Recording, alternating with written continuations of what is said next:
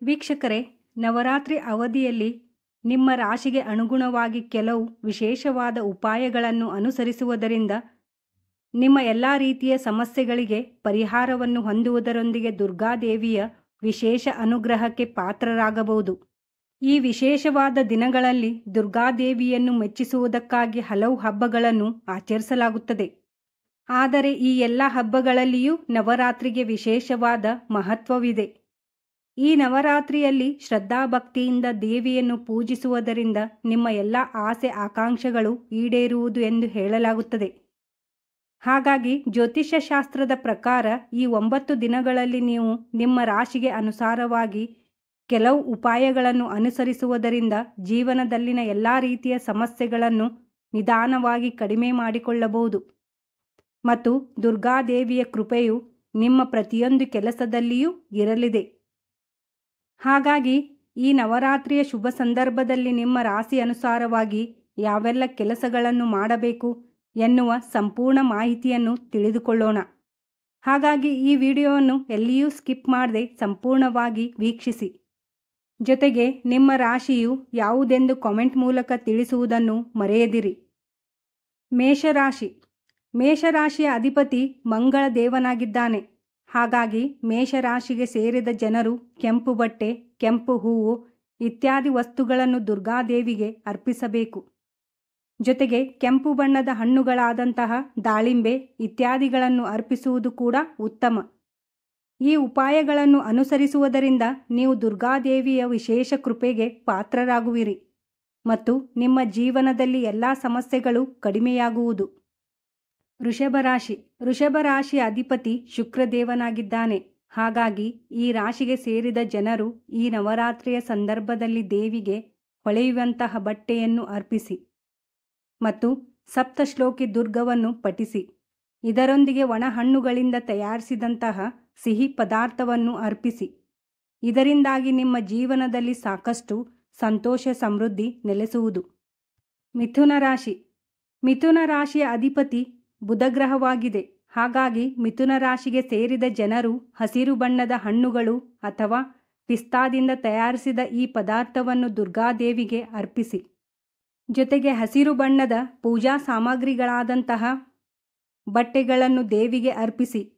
ಹೀಗೆ ಮಾಡುವುದರಿಂದ ಮಿಥುನ ರಾಶಿಗೆ ಸೇರಿದ ಜನರ ಜೀವನದಲ್ಲಿ ಸುಖ ಶಾಂತಿ ನೆಲೆಸುವುದು. ಕಟಕ ರಾಶಿ. ಕಟಕ ರಾಶಿಯ ಅಧಿಪತಿ ಚಂದ್ರದೇವನಾಗಿದ್ದಾನೆ.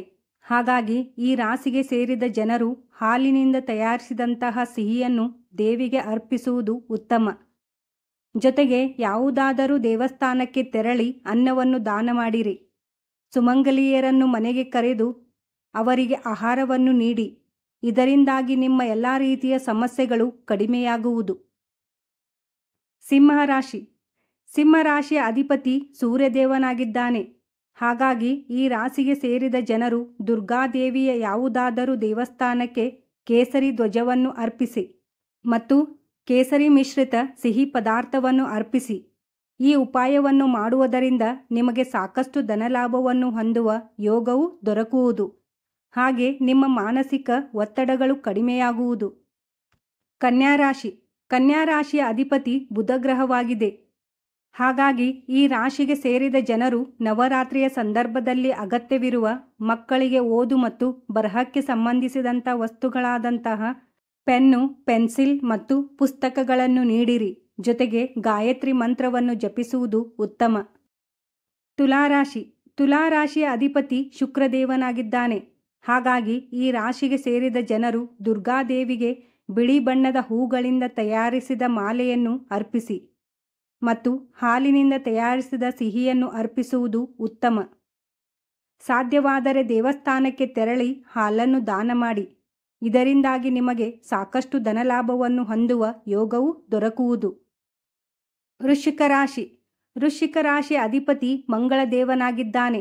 ಹಾಗಾಗಿ ಈ ರಾಶಿಗೆ ಸೇರಿದ ಜನರು ದುರ್ಗಾದೇವಿಗೆ ಬೆಲ್ಲ ಅಥವಾ ಬೆಲ್ಲದಿಂದ ತಯಾರಿಸಿದ ಸಿಹಿ ಪದಾರ್ಥವನ್ನು ಅರ್ಪಿಸುವುದು ಒಳ್ಳೆಯದು. ಜೊತೆಗೆ ಕುಷ್ಠರೋಗಿಗಳಿಗೆ ಚಪ್ಪಲಿ, ಬಟ್ಟೆ ಇತ್ಯಾದಿಗಳನ್ನು ದಾನ ಮಾಡಿ. ಧನುರಾಶಿ. ಧನುರಾಶಿಯ ಅಧಿಪತಿ ಗುರುಗ್ರಹವಾಗಿದೆ. ಹಾಗಾಗಿ ಧನುರಾಶಿಗೆ ಸೇರಿದ ಜನರು ದುರ್ಗಾದೇವಿಗೆ ಹಳದಿ ಬಟ್ಟೆ ಅಥವಾ ಹೂಗಳನ್ನು ಅರ್ಪಿಸಿ. ನವರಾತ್ರಿಯಲ್ಲಿ ದುರ್ಗಾ ಸಪ್ತಶತಿ ಪಠಿಸುವುದು ಉತ್ತಮ. ಈ ಉಪಾಯಗಳನ್ನು ಮಾಡುವುದರಿಂದ ಧನುರಾಶಿಗೆ ಸೇರಿದ ಜನರ ಜೀವನದಲ್ಲಿನ ಎಲ್ಲ ರೀತಿಯ ಸಮಸ್ಯೆಗಳು ದೂರವಾಗುವುದು. ಮಕರ ರಾಶಿ. ಮಕರ ರಾಶಿಯ ಅಧಿಪತಿ ಶನಿದೇವನಾಗಿದ್ದಾನೆ. ಹಾಗಾಗಿ ಈ ರಾಶಿಗೆ ಸೇರಿದ ಜನರು ಕಾಳಿ ಮಾತೆಯನ್ನು ಶ್ರದ್ಧಾಭಕ್ತಿಯಿಂದ ಪೂಜಿಸಿ ಮತ್ತು ನವರಾತ್ರಿಯ ಸಂದರ್ಭದಲ್ಲಿ ಪ್ರತಿನಿತ್ಯ ದುರ್ಗಾ ಚಾಲಿಸಾವನ್ನು ಪಠಿಸಿ. ಇದರೊಂದಿಗೆ ದೇವಿಗೆ ಚಾಕೊಲೇಟ್ ಬರ್ಫಿಯನ್ನು ಅರ್ಪಿಸಿ. ಈ ಉಪಾಯಗಳನ್ನು ಮಾಡುವುದರಿಂದ ನಿಮ್ಮ ಆಸೆಗಳೆಲ್ಲವೂ ಈಡೇರುವ ಯೋಗವೂ ಇರುವುದು. ಕುಂಭರಾಶಿ. ಕುಂಭರಾಶಿಯ ಅಧಿಪತಿ ಶನಿದೇವನಾಗಿದ್ದಾನೆ. ಹಾಗಾಗಿ ಈ ರಾಶಿಗೆ ಸೇರಿದ ಜನರು ನವರಾತ್ರಿಯ ಸಂದರ್ಭದಲ್ಲಿ ಪ್ರತಿನಿತ್ಯ ದೇವಿ ಕವಚವನ್ನು ಪಠಿಸಿ ಮತ್ತು ಹೆಸರು ಬೇಳೆಯಿಂದ ತಯಾರಿಸಿದ ಸಿಹಿ ಪದಾರ್ಥವನ್ನು ಅರ್ಪಿಸಿ. ಇದರಿಂದಾಗಿ ಕುಂಭರಾಶಿಗೆ ಸೇರಿದ ಜನರ ಟೆನ್ಷನ್ ಕಡಿಮೆಯಾಗುವುದು ಮತ್ತು ಪ್ರತಿಯೊಂದು ಕಷ್ಟಗಳಿಂದ ನೀವು ಮುಕ್ತಿಯನ್ನು ಪಡೆಯುವಿರಿ. ಮೀನರಾಶಿ. ಮೀನರಾಶಿಯ ಅಧಿಪತಿ ಗುರುಗ್ರಹವಾಗಿದೆ. ಹಾಗಾಗಿ ಈ ರಾಶಿಗೆ ಸೇರಿದ ಜನರು ನವರಾತ್ರಿಯ ಸಂದರ್ಭದಲ್ಲಿ ಮಹಿಷಾಸುರವರ್ಧನಿ ಸ್ತೋತ್ರವನ್ನು ಪಠಿಸಿ ಅಥವಾ ಆಲಿಸಿ.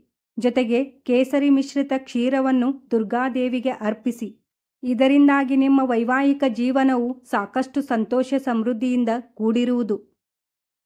ವೀಕ್ಷಕರೇ, ನವರಾತ್ರಿಯ ಸಂದರ್ಭದಲ್ಲಿ ಯಾವುದಾದರೂ ಒಂದು ದಿನ ನಿಮ್ಮ ರಾಶಿಗೆ ಅನುಸಾರವಾಗಿ ಈ ಕೆಲಸಗಳನ್ನು ಮಾಡಿದರೆ ಅದೃಷ್ಟ ಕುಲಾಯಿಸುವುದು ಖಚಿತ. ಈ ವಿಡಿಯೋ ಇಷ್ಟವಾಗಿದ್ದರೆ ಲೈಕ್, ಶೇರ್ ಮಾಡಿ. ಹಾಗೆ ಈ ಚಾನಲನ್ನು ಸಬ್ಸ್ಕ್ರೈಬ್ ಮಾಡುವುದನ್ನು ಮರೆಯದಿರಿ. ಧನ್ಯವಾದಗಳು.